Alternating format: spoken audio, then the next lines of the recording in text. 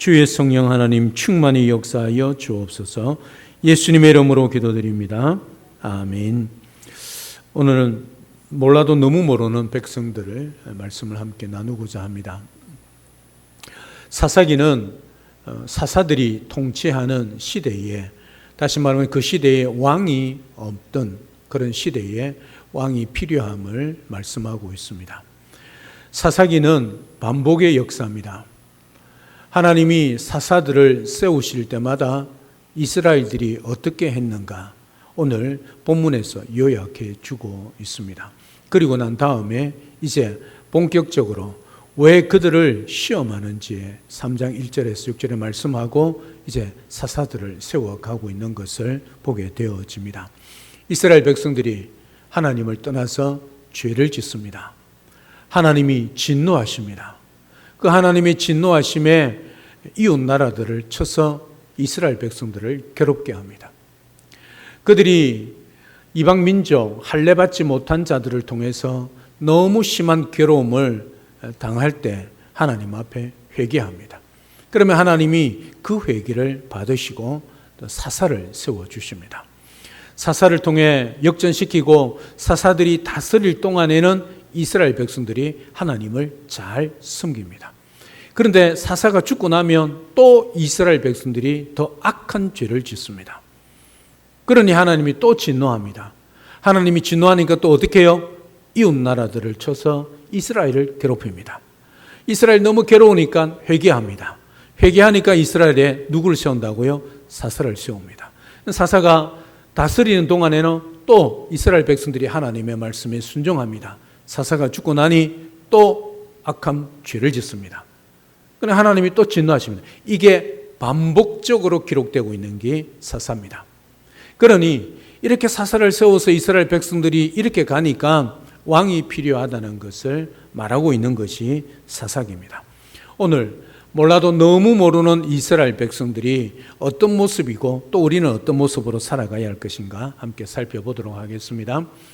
우리는 하나님의 백성으로 부름을 받았습니다. 사사기 2장 11절부터 15절에 보면 하나님의 백성 종으로 하나님을 섬기는 백성, 그게 우리의 정체성이죠. 하나님께서 부르신 백성들이 이스라엘이고 우리들이란 말입니다. 그래서 하나님의 언약의 말씀대로 살아가는 것이 이스라엘 백성이고 우리지요. 동시에 우리의 사명은 다른 게 없습니다. 그 하나님을 섬기며 따라가는 삶이 우리의 사명이고 동시에 마땅히 우리의 본분이란 것을 말씀해 주고 있습니다. 그런데 이스라엘이 그 하나님 앞에 오늘 본문에 보면 배역을 합니다. 하나님을 섬겨야 하는 불구하고 하나님을 섬기지 않습니다. 정답은 이렇습니다. 하나님을 섬기고 우상을 버리는 겁니다. 이게 하나님께서 율법을 주신 것이고 언약의 백성으로서 마땅히 하나님 앞에 그렇게 살아가는 것이 모범 답안이 있죠. 그럼에도 불구하고 이스라엘 백성들은 오히려 하나님을 버리고 우상을 섬기고 있다는 거죠. 여러분, 이게 왜 그럴까요? 분명히 그들은 하나님이 함께하고 하나님의 백성의 언약의 백성으로 부름을 받아 살아갑니다. 그럼에도 불구하고 왜 그들은 하나님을 저버리고 우상을 섬길까요? 처음부터 첫 단추를 잘못 담근 거죠. 하나님이 가나안 땅에 들어가면 어떻게 하라고 그랬습니까? 이스라엘이 백성들을 전쟁할 때 그 가나안 종족을 어떻게 해요?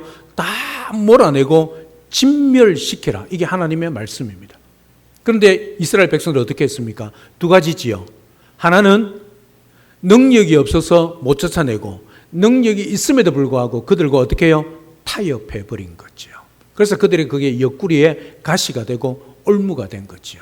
그러니까 지금 가시와 올무가 바로 이겁니다. 현실은 하나님을 섬기함에도 불구하고 하나님을 떠나 우상을 섬기는 그런 존재가 되어버렸다는 말이지요. 그러니까 하나님이 없이는 무의미하고 무가치한 삶이 되는데도 불구하고 그들은 여전히 그 하나님을 섬기지 못하고 있는 거지요.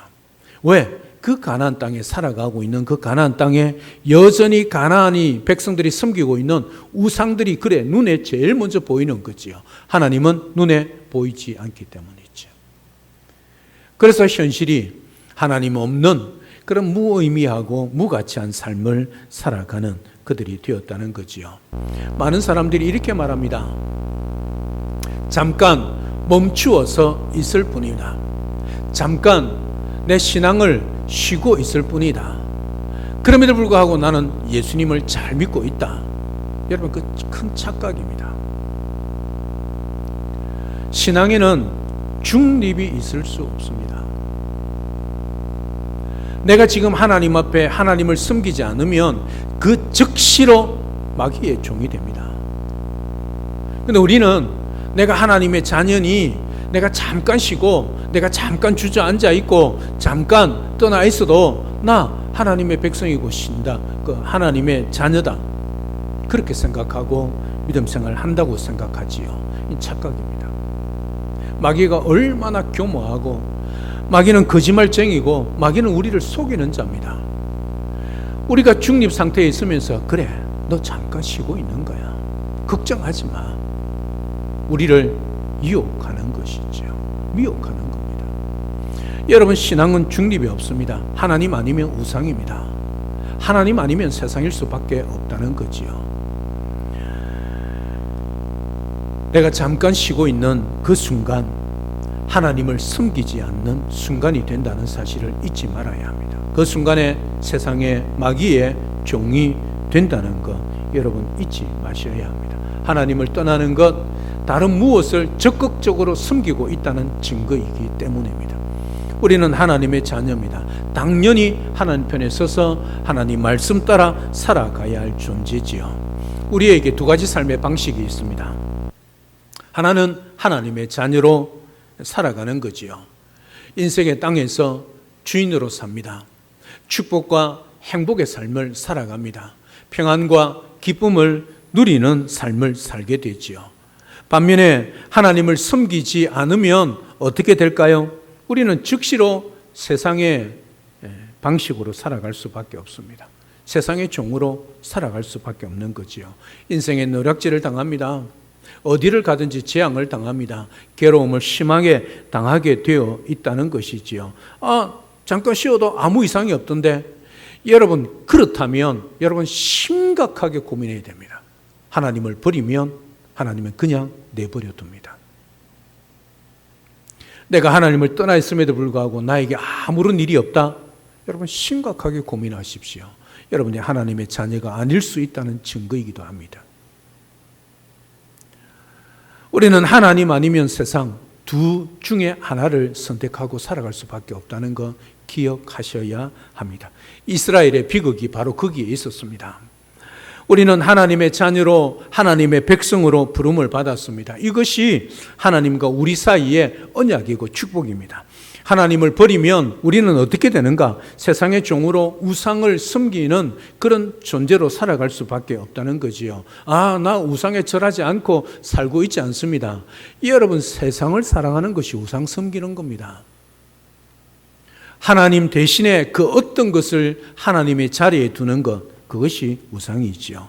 바로 이스라엘이 그랬습니다. 그들은 하나님의 백성 종으로서 부름을 받았습니다. 하지만 바알의 종으로 고통과 재앙으로 살아간 거죠. 오늘 본문 읽어보십시오. 하나님의 진노가 3번이나 반복되고 있습니다. 왜 하나님이 진노합니까? 하나님의 백성, 하나님의 종들이 하나님의 말씀대로 하나님을 섬기지 않고 우상을 섬겼기 때문이죠. 이게 이스라엘의 아이러니고 비극이었습니다. 어떻게 보면 무늬만, 이름만 하나님의 백성, 그들의 삶은 하나님과 상관없는 세상 백성과 다를 바 없는 삶을 사는 거지요. 그 삶에 하나님은 어떻게 해요? 진노하셨다는 거지요. 하나님의 자녀로 살아가면 우리는 우리에게 주신 인생의 땅에서 주인으로 살아가게 됩니다. 하지만 세상의 종으로 살아가면 말 그대로 종이 되어 자신의 인생을 노략질 당하고 어디를 가든지 재앙을 받고 괴로움을 당하게 되는 거지요. 오늘 본문 14절 15절 이스라엘처럼 말입니다. 그래서 우리는 선택의 결과에 대해서 한번 더 고민을 해 보아야 합니다. 우리가 하나님 안에 있는 것이 하나님을 섬기는 그것이 축복이고 행복의 삶이란 것 여러분 기억하셔야 합니다. 하나님의 언약의 말씀을 떠나게 되어지면 세상을 섬기는 그 순간 불행이고 고통의 연속임을 기억하셔야 합니다. 다시 말씀드립니다. 하나님을 떠났는데도 불구하고 아무런 일이 없다. 여러분 조심하셔야 합니다. 오늘도 하나님을 떠나고 내가 시험 들고 내가 때로는 그 하나님의 말씀에 불순종하여 하나님보다 세상을 더 사랑하여 잠깐 쉬고 있는 중립에 있는 것이 아니라 세상의 종이 되어 마귀의 종이 되어 있을 때 하나님이 우리를 들어서 치십니다. 그때 정신 차리고 돌아오는 거지요.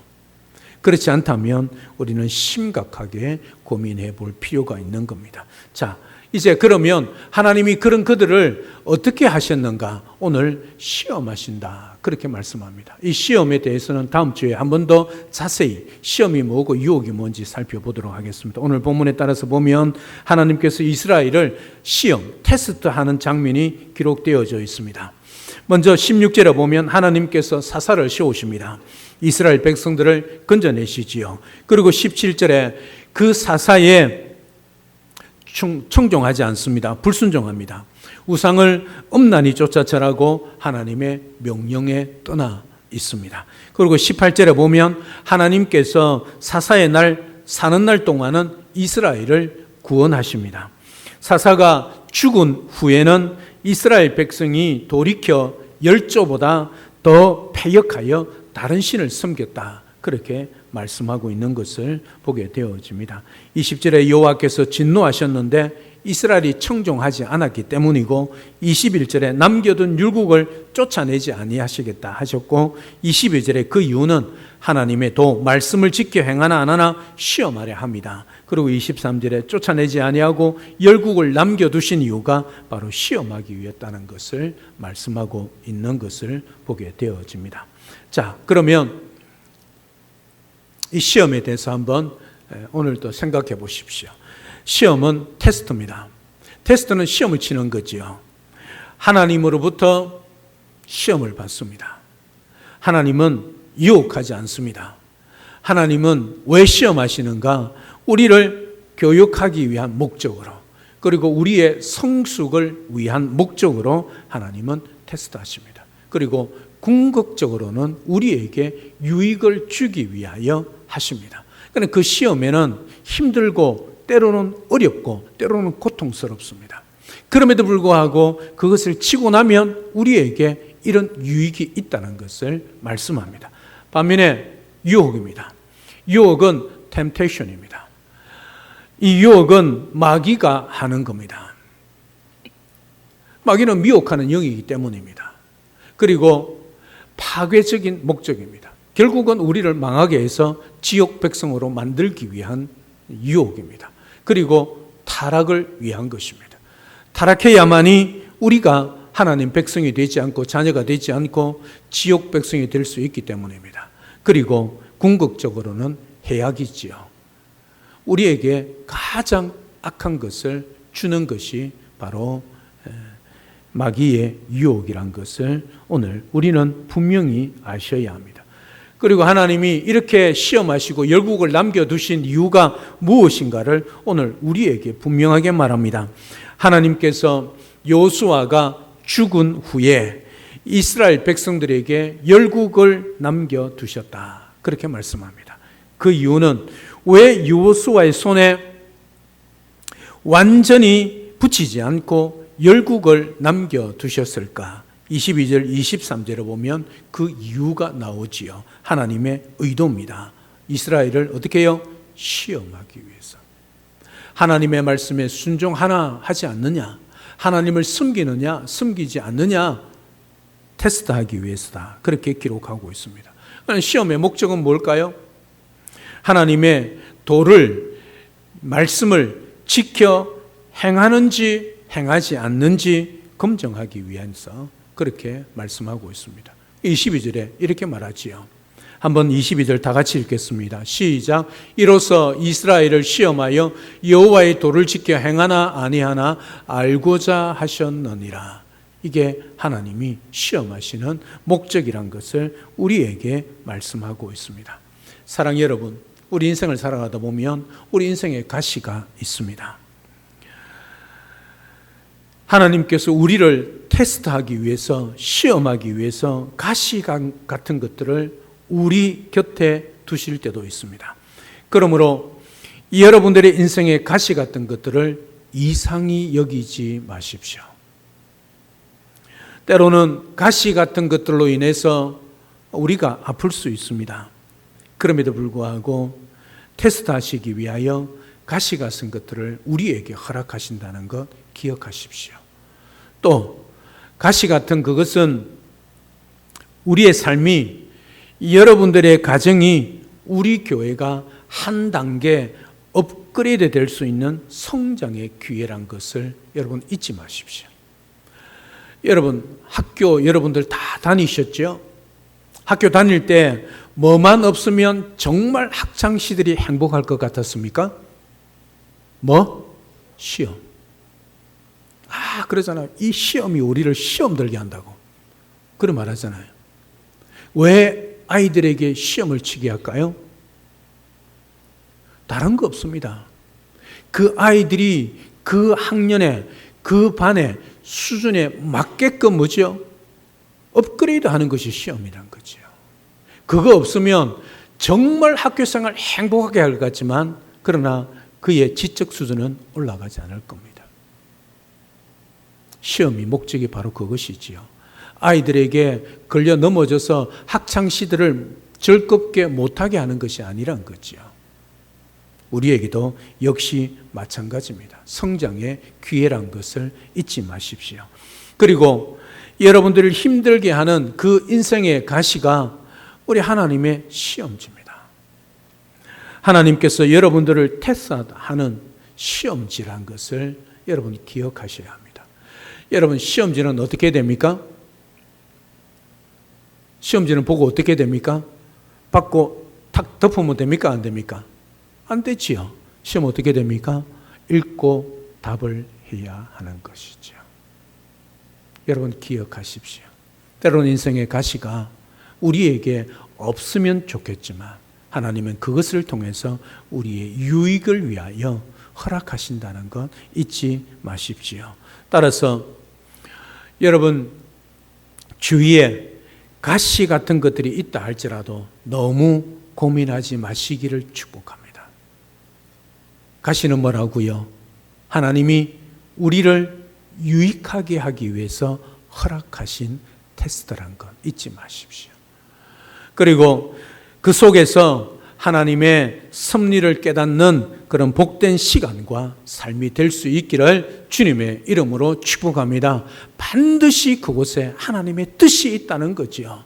우리가 성공하든 실패하든 건강하든 건강하지 않든 어떤 삶 속에도 하나님의 뜻이 있다는 것 여러분 기억하십시오. 아픕니다. 힘들지요. 실패했습니다. 아프고 힘듭니다.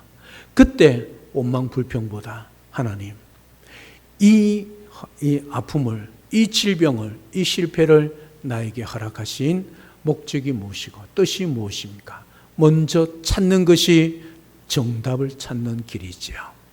여러분 기억하시면 좋겠습니다. 마지막으로 하나님의 테스트를 믿음으로 인내하며 영광스럽게 잘 통과할 수 있기를 바랍니다.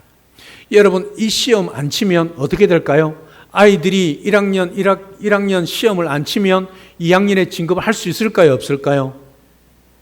시험 쳐서 합격할 때까지 계속이죠. 여러분 시험은 피한다고 되는 거 아닙니다. 어떻게 해요? 치는 것이 제일 정답입니다. 힘들고 어렵지만 아프지만 그 시험을 통과해야만이 다음 단계로 넘어갈 수 있다는 것. 그래서 반드시 통과해야 된다는 것. 피하면 또 앞에 우리에게 다가온다는 것 잊지 마시기를 바랍니다. 하나님의 테스트를 잘 통과하는 그런 영광스러운 영동중앙교회 우리 모든 성도님들이 다 될 수 있기를 우리 주 예수 그리스도 이름으로 축복합니다. 할렐루야. 아멘. 살아계신 하나님, 오늘 이스라엘 백성들이 하나님 앞에 이스라엘 백성들로 부름받은 그 하나님의 백성의 정체성대로 살아가야 함에도 불구하고 그들이 가나안 땅에서 우상을 섬기고 하나님을 진노케 했습니다. 인생의 가시로 열국을 남겨두어서 그들을 시험하셨습니다. 시험한 것은 그들이 범죄하고 잘못했기 때문에 망하게 하기 위한 것이 아니란 것, 오늘 분명히 말씀을 통하여 깨닫습니다. 그 시험을 통하여 이스라엘 백성들이 통과하여 다시 하나님의 백성의 정체성을 회복하고 하나님의 능력으로 살아가는 하나님의 자녀가 되게 하기 위하여, 유익을 주시기 위하여 시험하신다는 것 오늘도 기억하고, 우리 인생 가운데 가시 같은 것들이 있다 할지라도 고민하지 않고 하나님의 뜻과 섭리를 깨닫고 잘 통과하여 영광스러운 하나님의 자녀 영동중앙교회 성도가 될 수 있도록 축복하여 주시옵소서. 예수님의 이름으로 기도드립니다. 아멘.